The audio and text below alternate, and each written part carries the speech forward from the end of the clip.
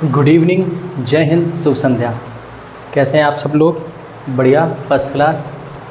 जैसा कि आप सबको पता है कि हम लोग यूपीपी पुलिस री एग्ज़ाम पर बेस्ड प्रैक्टिस सीरीज चला रहे हैं और आज हम लोग डिस्कस करेंगे मैथ में 28 जनवरी 2019 शिफ्ट 2 का पेपर। ठीक है, इस पेपर को डिस्कस करेंगे और समझेंगे कि किस तरीके के क्वेश्चन आए थे। डेली हम लोग प्रीवियस ईयर पेपर को डिस्कस कर रहे हैं, जैसा कि आप लोग देख रहे हैं। ठीक है, और कल की क्लास से अब हम लोग डिस्कस करेंगे 2024 में जो निरस्त हुई है परीक्षा, उसके सभी शिफ्टों के पेपर एक एक करके डिस्कस करेंगे, जिससे हमें ये आइडिया लग जाए कि किस तरीके के क्वेश्चन आए थे और किस तरीके के क्वेश्चन आने की संभावना बनती है। ठीक है, तो बिना देरी करे स्टार्ट करते हैं क्लास को। देखिए, पहला क्वेश्चन कह रहा है, यदि 4/5 रेशियो 12/10 समान अनुपात 6x/6 रेशियो 9/2 है तो x मान ज्ञात कीजिए। इसका मतलब क्या होता है बेसिकली कि पहले दो का अनुपात 4/5 रेशियो 12/10 ये बराबर होगा x/6 9/2 के। ठीक है, ये रेशियो बराबर कर देंगे और इसको सॉल्व कर लेंगे हम लोग। तो देखो, 5 दूनी 10, 2 से काट देंगे, 2 छक्का 12, 2 दूनी 4, 2 तियाँ 6। और यहाँ पे यदि मैं बात करूँगा, देखो 2 तियाँ 6, 2 दूनी 4। ये वैल्यू देखो यहाँ सॉल्व करेंगे, मैं इस जगह लिख दे रहा हूँ। ऊपर यहाँ बचेगा 2, नीचे बचेगा 3 बराबर ये x/9 तियाँ 27। ठीक है, 3 से काट देंगे, 3 नाम 27, तो x बराबर आ जाएगा 9 दूनी 18। x की वैल्यू कितनी आ जाएगी? 18। आप देखो फिर से 4/5 12/10, पहले 5 से काटा, 5 दूनी 10, 2 से काटा, 2 छक्का 12, फिर 2 दूनी 4, 2 तियाँ 6। यहाँ ऊपर बचेगा 2, नीचे बचेगा 3, तो 2/3। यहाँ काटा मैंने 2 से, 2 तियाँ 6 और 3 यहाँ गुणे में आ जाएगा, तो x/9 तियाँ 27। 3 से काटेंगे, 3 नाम 27 और 9 दूनी 18, यानी x की वैल्यू हमारी आ जाएगी 18। ये था हमारा पहला क्वेश्चन। ठीक है, आगे बढ़ते हैं क्वेश्चन नंबर 2 की तरफ, उसको समझते हैं।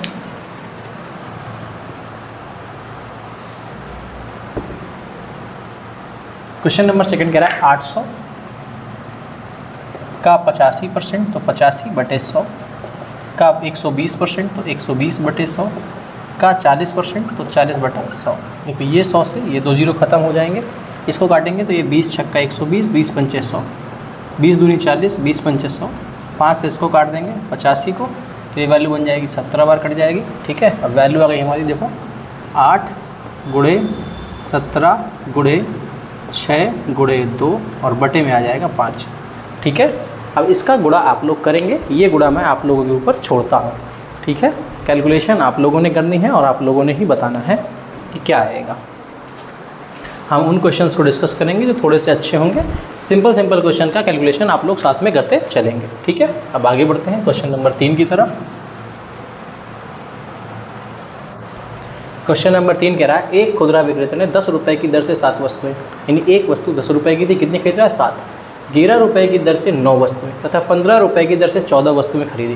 तो यदि मैं टोटल सीपी की बात करूं तो 10 रुपये की दर से 7 वस्तुएं प्लस 11 रुपये की दर से 9 वस्तुएं प्लस 15 रुपये की दर से 14 वस्तुएं खरीद रहा है। ठीक है, यानी वस्तुएं कितनी हो गई? देखो टोटल मूल्य कितना हो गया? 10 7 70, 11 9 99 प्लस 15 चौके 60, 6 15 एकम 15 और 6 21। अब जोड़ देंगे तो ये वैल्यू बन जाएगी 9 और यहाँ पे 7 1 8 8 9 17 और 2 और 1 3 379। देखो जोड़ लेना, 9 आ जाएगा, फिर यहाँ पे 7 7 प्लस 9 आपका हो जाएगा 16, 16 प्लस 1 17, हासिल 1 आएगी, 2 प्लस 1 3 379। अब हमें कह रहा है कितने % लाभ होना चाहिए? 20%। तो यदि मैं टोटल एसपी की बात करता हूँ तो 379 का 120% निकालते, क्योंकि 20% प्रॉफिट चाहिए। हमें पूछ क्या रहा था? प्रति वस्तु लागत मूल्य, बिक्री मूल्य क्या होगा? प्रति वस्तु, यानी एक वस्तु का पूछ रहा है। एक वस्तु का यदि विक्रय मूल्य पूछ रहा है तो कुल वस्तुएं थी कितनी? देखो 7 यहाँ पे, 7 प्लस 11 कितनी वस्तुएं हो गई?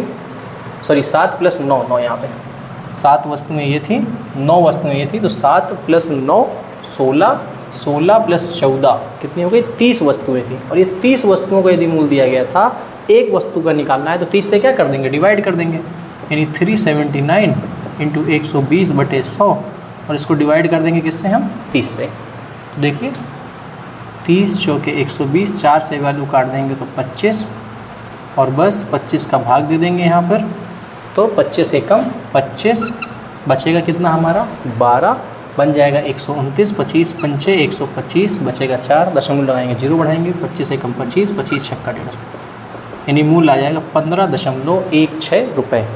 कितना मूल्य आ जाएगा 15.16 रुपये। ठीक है, हमारा आंसर होगा 15.16 रुपीज़ एक वस्तु का विक्रय मूल्य। अब आगे बढ़ते हैं क्वेश्चन नंबर 4 की तरफ।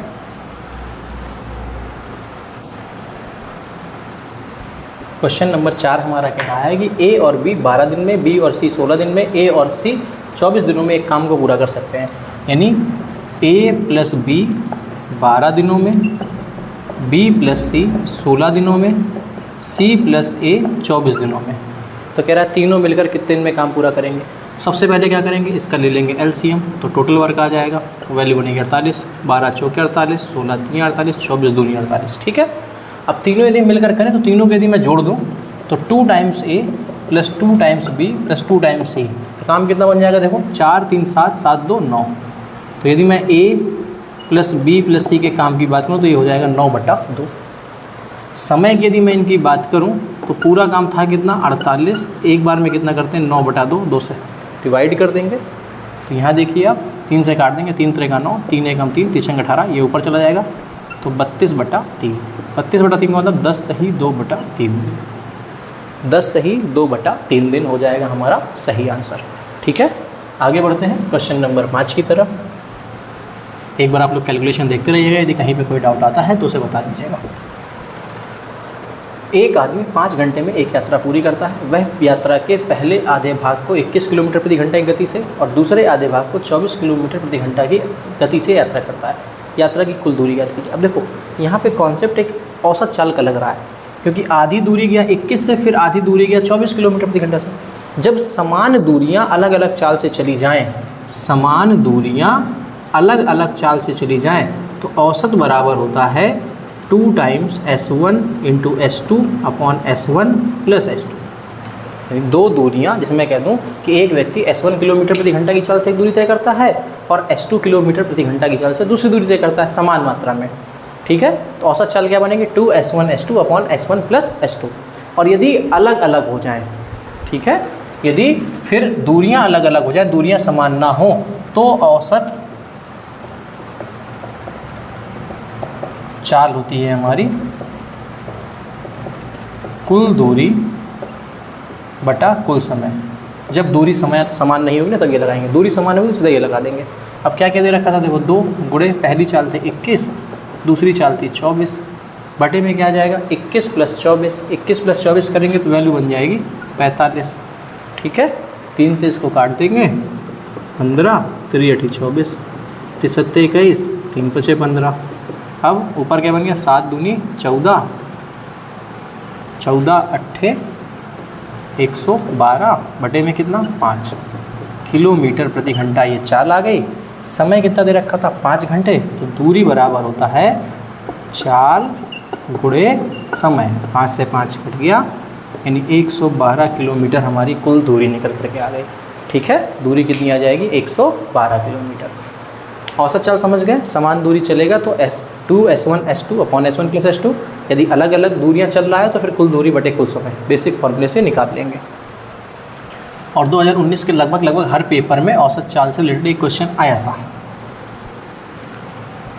अगला कह रहा है 2 रेलगाड़ियों की गति का अनुपात 5:6 है। दूसरी रेलगाड़ी 5 घंटे में 450 किलोमीटर दूरी तय करती है, तो पहली रेलगाड़ी तय करेगी। अब देखो इनकी चाल का अनुपात क्या दे रखा है 5:6। अब दूसरी वाले की चाल की बात करें, दूसरे वाले की यदि मैं चाल की बात करूं, दूरी दे रखा है, समय दे रखा है, चाल बराबर दूरी बटा समय, यानी 90 किलोमीटर प्रति घंटा। यानी यहाँ से मालूम पड़ गया हमें कि ये 6 यूनिट का मान कितना है 90, तो 6 से काटेंगे तो 15, तो 1 यूनिट की वैल्यू बन गई 15। और पहले वाले की चाल पूछ रहा है, पहले वाले की चाल होगी कितनी 5 यूनिट, 5 गुणे 15 बराबर 75 किलोमीटर प्रति घंटा। ठीक है, कितना आंसर हो जाएगा 75 किलोमीटर प्रति घंटा। चलिए ये भी हो गया 6 नंबर। आगे बढ़ते हैं 7 नंबर की तरफ।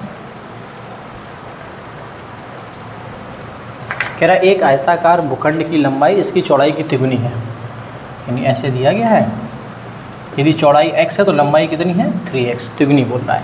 कह रहा है भूखंड का क्षेत्रफल 768 है, क्षेत्रफल क्या होता है लंबाई गुणे चौड़ाई बराबर 768, 3 से काट देंगे, 3 1 3 दूनी 6 बचा 1, 3 5 15 3 18, एक्स स्क्वायर 256 होता है 16 का स्क्वायर, यानी x की वैल्यू आ गई 16 और x 16 आ गया, यानी हमारी चौड़ाई हो गई 16 और लंबाई हो जाएगी 16 तियाँ 48। पूछ रहा है भूखंड का परिमाप, अब ये आयताकार है ना, आयत का परिमाप क्या होता है 2 टाइम्स l प्लस बी, तो 2 टाइम्स लंबाई 48 प्लस चौड़ाई 16, तो 2 टाइम्स 48 16 जोड़ देंगे, 8 6 14 4 1 5 और 1 6 64, 64 दूनी 128 मीटर। ठीक है, जोड़ेंगे तो देखो 8 6 14 4 1 5 और 1 6 64 दूनी 128 मीटर आ जाएगा भूखंड का परिमाप। आगे बढ़ते हैं क्वेश्चन नंबर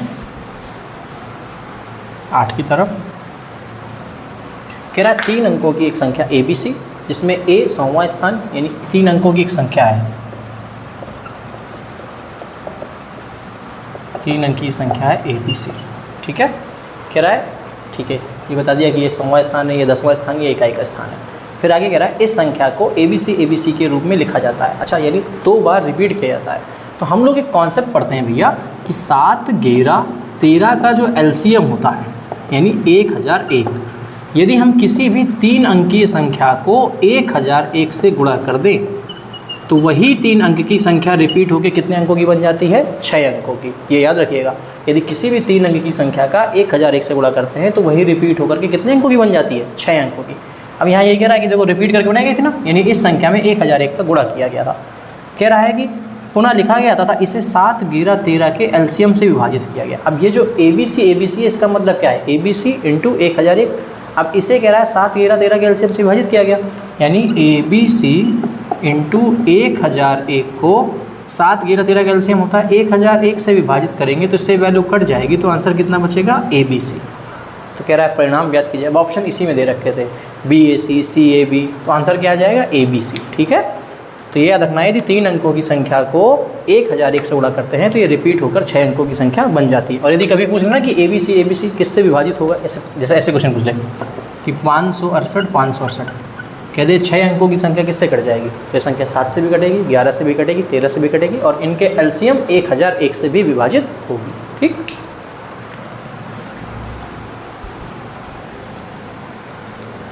अगला कह रहा है 256 के वर्गमूल और 16 के वर्गमूल के गुणनफल। तो 256 के वर्गमूल और 16 के वर्गमूल के गुणनफल, तो 256 का वर्गमूल 16, 16 का वर्गमूल 4, तो 16 चौके 64, गुणनफल ज्ञात करें और फिर परिणाम के वर्गमूल, यानी ये जो है इसका भी वर्गमूल, तो 64 का वर्गमूल कितना आ जाएगा 8। सही आंसर हमारा कितना हो जाएगा 8। आसान सा क्वेश्चन था, कर लिया होगा आप सब लोगों ने। चलिए आगे बढ़ते हैं। अगला कह रहा है 2 कुर्सियाँ और एक मेज 170 रुपये में, 2 कुर्सियाँ प्लस 1 मेज 170 रुपये में, 5 कुर्सियाँ और 4 मेज 4 टेबल 530 रुपये में। तो कह रहा है एक कुर्सी का मूल्य बताइए, यानी C निकालना है तो T को एलिमिनेट कर देते हैं, यानी यहाँ पे यदि मैं 4 का गुना कर दूँ तो ये बन जाएगा 4 दूनी 8C प्लस 4T 17 चौके 68 680। अब इसको घटा दें, ये कैंसिल, 8C में से 5C चला जाएगा 3C, 680 में 530 घटा देंगे तो 150 और 3 5 15 यानी 0। C की वैल्यू आ गई 50, यानी एक कुर्सी की लागत मूल्य कितनी थी 50 रुपये। लीनियर इक्वेशन पे था। ठीक है, रैखिक समीकरण, आसान सा क्वेश्चन। अगला कह रहा है X के पास बैंक खाते में 90.53 रुपये थे, 90.53 थे, उसने 67.14 जमा कराया और 70.16 निकाल लिया। अब बाद में धन बताना है, तो सीधा सा देखो 3 + 4 7, 7 में से 6 गया 1, 5 5 और 1 6, 6 में से 1 गया 5 दशमलव, ये वैल्यू आएगी 7। ठीक है, या 9 9 6 15, 15 में से 7 गया 9, यानी आंसर कितना आ जाएगा 97.51। ठीक है, सही आंसर हो जाएगा 97.51। क्लियर, तो जोड़ घटा हुआ क्वेश्चन था, आसान सा, बस लैंग्वेज भी लिख दिया। अगला कह रहा है 2 संख्याओं का HCF और LCM 2 और 72 है। HCF है 2, LCM है 72। फिर कह रहा है बड़ी संख्या छोटी संख्या के दुगने से 2 अधिक है। तो यदि मैं मान लूँ छोटी संख्या मेरी x है, तो बड़ी संख्या छोटी संख्या के दुगने से 2 अधिक यानी 2x + 2। अब लगा दो, पहली संख्या गुणे दूसरी संख्या बराबर मासा गुणे लासा। ठीक है, अब ये यदि करेंगे, अब देखो यदि मैं इसको हल करने जाऊँ ऐसे इस तरीके से तो ये आपका लेंदी हो जाएगा, द्विघात समीकरण बन जाएगा। इसको सिंपल तरीके से करने का क्या होगा, ऑप्शन से वैल्यू को उठा करके पुट कर लेंगे। क्या करेंगे, ऑप्शन से वैल्यू को उठाएंगे और यहाँ पे पुट कर देंगे तो आंसर आ जाएगा। ठीक है, इसके आगे ऑप्शन मैंने देखो लिखे नहीं है, ऑप्शंस होंगे तो हम क्या करेंगे, इसके आगे बाई ऑप्शन x का मान पुट करेंगे। क्लियर, x का मान पुट करेंगे, आंसर आ जाएगा, क्योंकि हमने छोटी संख्या x मानी है और छोटी संख्या ही पूछ रहा है तो ऑप्शन में छोटी संख्या के मान दे रखे होंगे। ठीक है, चलो आगे बढ़ते हैं, पुट करेंगे, जो सेटिस्फाई कर जाएगा वो आंसर हो जाएगा। अगला कह रहा है 5 अंकों की संख्या 247x8 ये 44 से विभाजित है। 44 का मतलब 11 चौके 44 यानी 11 का नियम लगा दीजिए। 11 का नियम क्या कहता है, एकांतर क्रम के अंकों का योग। तो देखो 7 2 7 9 9 और 8 17 और अलग से तो ये 4 + x, इनका अंतर निकाल लो, अंकों के योग का अंतर। 11 का नियम क्या कहता है, एकांतर क्रम के अंकों के योग का अंतर या तो 0 हो या 11 का गुणज। तो देखो 17 में से 4 चला जाएगा तो वैल्यू बचेगी 13 - x। अब 13 में से क्या घटा दो कि 11 से कट जाए, यानी इसको 11 बनाना है तो x बराबर क्या बन जाएगा हमारा 2, और x ही पूछा गया था यानी x का मान आ जाएगा 2। ठीक, चलो आगे 14 नंबर क्या कह रहा है, लागू होने वाली कुल प्रतिशत छूट क्या है जब 20% और 10% की 2 लगातार छूट दी जाती हैं। जैसे मैं मान लूँ कि कुल मूल्य मेरा 100% था, 20% छूट दी गई तो 80 बचा, फिर 10% छूट दी गई तो 90 बचा। तो देखो 100 से 100 कैंसिल, ये 100 से 2 0 कैंसिल, 8 नाम 72%, यानी 100 की चीज़ 72 रह गई, यानी ओवरऑल छूट कितनी मिली है 28%। ठीक है, यानी 20% और 10% की जो 2 क्रमागत छूटें हैं वो हमारी 28% की छूट के बराबर होगा। क्लियर, आगे बढ़ते हैं नेक्स्ट। यहाँ तक हमारा क्लियर हो गया है डेटा पूरा। कह रहा है ब्याज दर ज्ञात करें यदि 1000 रुपये के मूलधन पर 5 वर्ष की अवधि का साधारण ब्याज 440 है। अब साधारण ब्याज 440, साधारण ब्याज बराबर हमारा क्या होता है, मूलधन गुणे दर गुणे समय बटे 100। ठीक है, ये 2 0 से 2 0 कट जाएगा, ये 0 से 0 कट गया, तो r बराबर आ जाएगा 44/5। 5 यहाँ भेज देंगे और 5 का भाग देंगे तो 5 × 40, 5 × 40 यानी कितनी आ जाएगी 8.8%। ठीक है, सीधा 1000 मूलधन, दर r, समय 5/100, साधारण ब्याज 440, 2 0 से 2 0, 1 0 से 1 0, 5 बटे में आ जाएगा, 44/5 का मतलब 8.8%। क्लियर हो गया, चलिए बहुत बढ़िया। आगे बढ़ते हैं क्वेश्चन नंबर 16 की तरफ। 16 नंबर कह रहा है उस कालावधि को ज्ञात करें, यानी कालावधि का मतलब होता है समय को ज्ञात करें, जिसमें 1000 के मूलधन पर वार्षिक 10% ब्याज दर पर 331 का चक्रवृद्धि ब्याज प्राप्त होता है। तो अच्छा देखो यहाँ तुरंत मैं मूलधन और मिश्रधन का अनुपात बनाऊंगा। मूलधन कितना है 1000, ब्याज कितना मिला 331, तो मिश्रधन कितना हो जाएगा 1331, है ना। अब क्या ये 10 का क्यूब से 11 का क्यूब नहीं हो रहा है, और हमने मूलधन और मिश्रधन का अनुपात पढ़ा है चक्रवृद्धि ब्याज में, पावर 3 का मतलब समय कितना हो जाएगा 3 वर्ष। क्यों, क्योंकि देखो दर 10% थी ना, 10% का मतलब होता है 1/10, यानी धन 10 से होगा 11, कितने साल में 1 साल में, और यहाँ क्यूब आ गया 10 के 11 का क्यूब बन गया, यानी समय कितना हो गया 3 साल। ठीक है, आगे बढ़ते हैं क्वेश्चन नंबर 17 की तरफ। कह रहा है 3 साझेदार A, B, C 4, 5, 6 के अनुपात में लाभ कमाते हैं। A, B, C 4, 5, 6 के अनुपात में लाभ कमाते हैं। कह रहा है यदि C का हिस्सा A की तुलना में 200 अधिक है, तो C और A का डिफरेंस देखो 2 यूनिट। 2 यूनिट की वैल्यू कितनी 200, तो 1 यूनिट की वैल्यू कितनी हो जाएगी 100। कह रहा है तो उनके द्वारा प्राप्त कुल लाभ ज्ञात कीजिए। कुल लाभ कितना बन जाएगा, देखो 6 4 10 5 15 यूनिट, और 1 का मान 100 था तो 15 × 100 यानी वैल्यू बन जाएगी 1500। ठीक है, आसान सा क्वेश्चन था, ये भी हो गया। 18 नंबर क्या कह रहा है, कह रहा है 3 साझेदार A, B, C ने, अब देखो 3 साझेदार A, B और C हैं, 2:3:4 के अनुपात में लाभ कमाया। एक नया साझेदार D शामिल हो गया, यानी A, B, C तो थे, एक नया साझेदार D शामिल हो गया जिसने A और C प्रत्येक के शेयरों में से आधा लिया, यानी D ए का भी आधा ले रहा है और सी का भी आधा ले रहा है। तो देखो ए के पास 2 था, आधा निकाल देगा तो कितना बचेगा 1, और आधा किसे दे देगा डी को। अब सी की बात करूँ, सी के पास 4 था, आधा निकाल देगा तो कितना बचेगा 2, और आधा किसे दे देगा डी को। और बी का तो 3 है, ये 3 ही रहेगा। यानी रेशियो कितना बन गया देखो 1:3:3:3।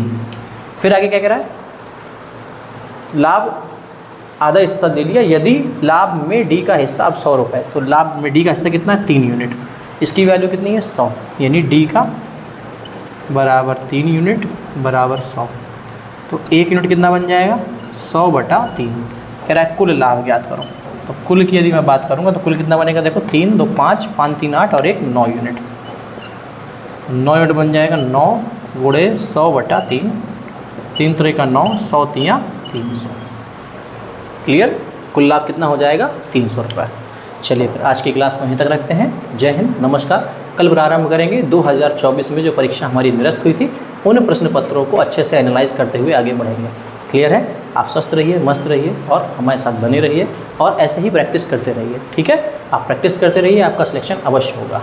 जय हिंद, नमस्कार।